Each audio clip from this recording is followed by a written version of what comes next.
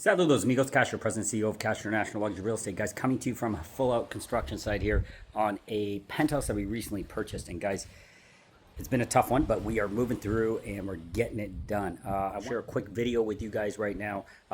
It is a question directly asked from one of my subscribers, actually one of my clients now, that is coming down in September. He does not need financing. He is going to be moving forward on a potential purchase. Okay, he's looking at a project with us, but he has a few questions. It's such a great question. What I wanted to do was not just answer it directly for him. I want to put it out there for all of you because it's a great question and it deserves a lot of you to be able to, for me to be able to share this with a lot of you. Okay, so what is he asking? He's coming down, doesn't need financing. He's ready to go. He's coming down in September. Time of this video is beginning of August. All right, so here's what he's asking. I'm just concerned that I really only have the next month to really do a preliminary due diligence on the property that would work for us before I arrive. So timing and consistent timely discussions is paramount. Guys, that's what we offer, is consistent timely discussions. All of our clients will tell you that. All right, so the second part of this, I watched your video about having a foreign corporation set up so that I can open a corporate account while I'm there and have an account to fund, okay, so get money into his account over here in the Dominican Republic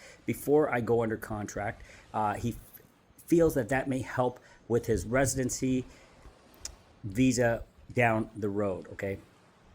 Is that possible? And this is part of his question. Is that possible to get a corp formed now, or am I off the rocker with how long things take in the DR? I do not want to mistake timing. I'm ex-military. I'm kind of used to just the hard charge and getting things done. Any advice you can offer me or hooking me up with the proper legal channels, that would be greatly appreciated. Okay, so that's his question. So what I want to do is answer his question, but I want to answer it in a public forum over here.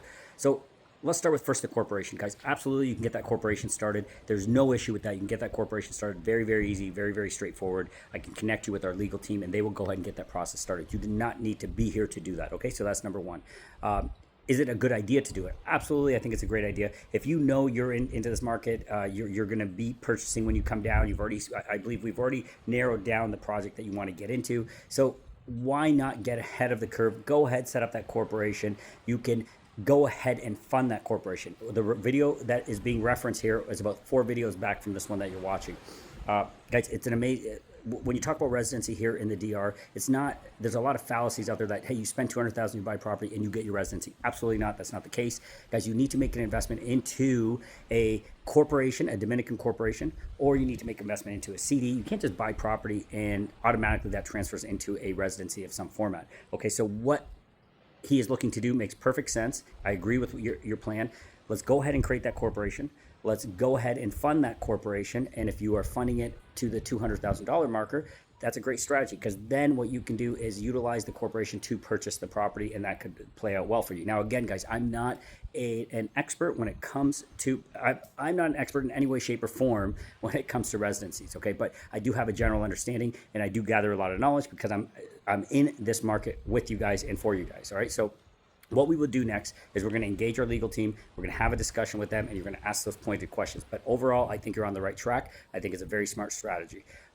So yeah, hopefully that helps. Hopefully that helps anybody else that is thinking, you know you're coming down, you know you're buying, you want to get ahead of it. Guys, let's go ahead and set up that corporation for you. We can guide you through that process. And once you get that done, and yes, time-wise, it should not take more than 2 to 3 weeks to 4 weeks to get a corporation done. Sometimes there's a backlog in the government offices and it can take longer, but overall, generally speaking, you should be okay within a few weeks to get that done. So long as, very often law firms will have a slate of corporations that are already set, ready to go, to be assigned to someone.